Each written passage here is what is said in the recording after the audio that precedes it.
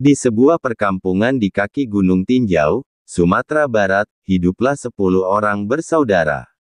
Mereka terdiri dari 9 laki-laki dan 1 anak perempuan. Ayah dan ibu mereka telah meninggal dunia. Anak tertua bernama Kukuban. Sementara itu, si bungsu yang merupakan satu-satunya perempuan, bernama Siti Rasani atau Sani. Karena jumlah laki-laki bersaudara itu 9 orang, penduduk sekitar sering menyebut mereka dengan Bujang 9. Semenjak orang tua mereka meninggal dunia, mereka diasuh oleh seorang paman, yaitu Datuk Limbatang yang biasa mereka panggil Engku. Datuk Limbatang mempunyai seorang anak lelaki bernama Giran. Setelah menginjak dewasa, Giran dan Sani saling jatuh cinta. Pada mulanya, mereka menyembunyikan hubungan tersebut. Namun, untuk menghindari hal-hal yang tidak baik, akhirnya mereka mengungkapkan hubungan ini kepada keluarga masing-masing. Kedua keluarga itu menyambut hubungan Sani dan Gani dengan sukacita. Saat panen usai, warga di perkampungan itu melangsungkan perayaan adat berupa silat. Semua bersemangat mengikuti upacara ini, termasuk Kukuban dan Giran. Kukuban dengan keahlian silatnya berhasil mengalahkan lawan-lawannya. Hal yang sama terjadi pada Giran. Akhirnya, keduanya bertemu pada pertandingan penentuan. Ketika pertarungan berlangsung, keduanya mengeluarkan keahlian masing-masing. Kukuban sangat tajam melancarkan serangan-serangan kepada Giran. Suatu saat, ia melancarkan tendangan ke arah Giran, tetapi tendangan tersebut ditangkis dengan keras oleh Giran. Semua penonton tercengang ketika tiba-tiba Kukuban berteriak kesakitan. Ternyata, kaki Kukuban patah, telah dinyatakan kalah dalam pertarungan. Semenjak kejadian itu, Kukuban menyimpan dendam pada Giran, telah tidak terima dikalahkan oleh Giran dan menyebabkan kakinya patah. Suatu hari, Datuk Limbatang dan keluarganya datang ke rumah Bujang 9 untuk membicarakan kelanjutan hubungan Sani dan Giran. Di luar dugaan, Kukuban menentang hubungan adiknya dengan Giran. Terjadilah perselisihan antara Kukuban dan Datuk Limbatang. Sampai kapanpun aku tidak akan menyetujui pernikahan Sani dengan anak Engku. Giran sudah mempermalukanku di depan penduduk dan ia juga mematahkan kakiku, ujar Kukuban. Usaha Datuk Limbatang membujuk Kukuban agar memberikan persetujuannya tidak membuahkan hasil. Anakku, Kukuban, mengapa engkau membenci Giran? Semua menyaksikan bahwa kaulah yang menyerang Giran. Ketika Giran terpojok ia menangkis tendanganmu sehingga kakimu patah.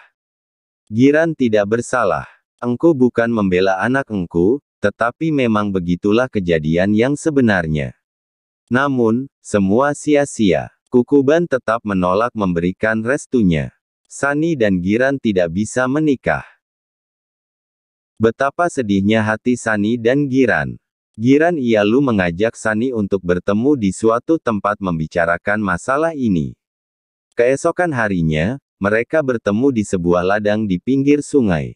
Apa yang harus kita perbuat, Dik?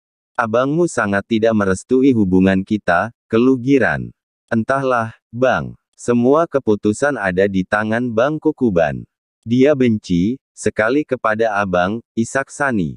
Dengan perasaan kalut, Sani beranjak dari tempat duduknya.